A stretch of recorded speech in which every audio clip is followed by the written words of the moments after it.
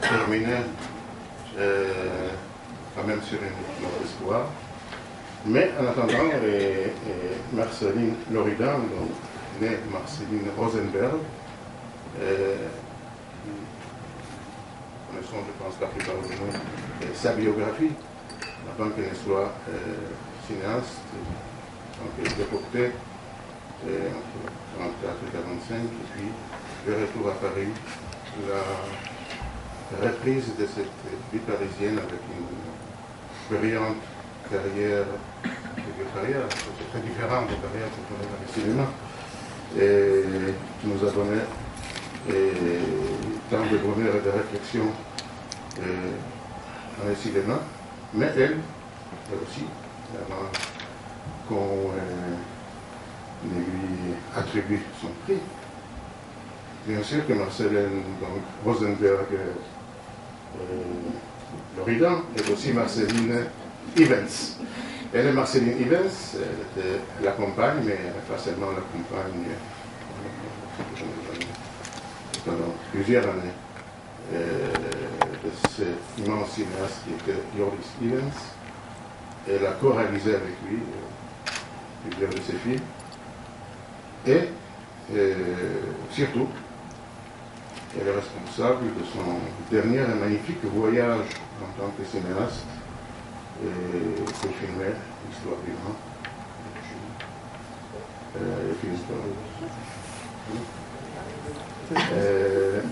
Le film qu'on aime voir et revoir, et pour présenter donc l'extrait qu'on va voir,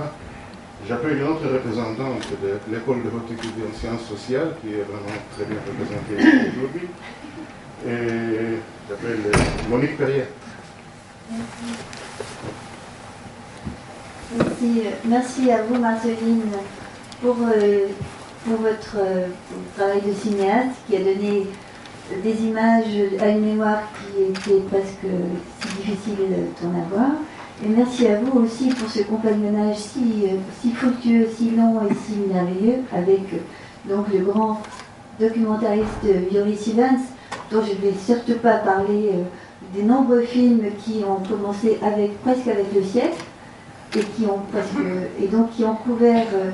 et vous avez couvert avec lui beaucoup d'événements, beaucoup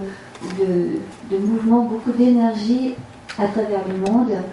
Mais j'ai une affection très particulière, très, très forte avec ce dernier film, donc Histoire de vent. Et je pense que, en fait, Joris Ivens et vous, Joris Ivens est d'abord un poète, depuis le début dans ses films, et dans ce film-là, c'est une ode au vent, bien sûr, et c'est pas la première fois qu'il aime à filmer le vent, puisqu'il a déjà fait avec son film sur le Mistral, mais il l'a fait aussi déjà dans un film précédent. Et donc cette recherche sur le vent, c'est aussi une recherche de la poésie, et c'est aussi le moment pour Joris Ivens et vous de faire retour à la fois sur son œuvre cinématographique, puisqu'il y a des extraits de ses films antérieurs dedans, et puis il y a une présence de vous deux, dans le film, et c'est celle que j'ai choisie. Donc j'ai choisi deux extraits, un extrait où Joris Ivens va capter le vent, essaye de capter le vent, et donc écoute quelque chose du monde comme il l'a toujours fait à travers ses films. Et puis un extrait où vous êtes tous les deux, et vous entrez dans un musée, et vous faites votre travail de cinéaste, et c'était intéressant pour nous, et vous nous en parlerez après, comme vous avez dit tout à l'heure. J'ai une phrase simplement que j'ai relevée d'une interview que Joris Ivens a donnée. Il dit, à propos du film, ces 10 dernières années, j'ai beaucoup repensé à mon travail antérieur, à ce à quoi j'ai cru, les utopies, les idéologies très figées, et le vent, je crois, emporte tout. Et vous, Marceline, vous avez dit, le vent est à la fois destruction et construction, la vie, le souffle.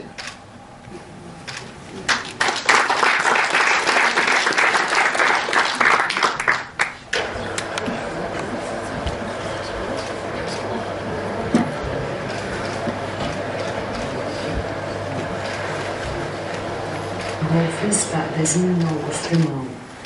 ای دریغا رازداران جاد 是文和语的游戏，是山的誓言，是海的我不过是中国上空的伊斯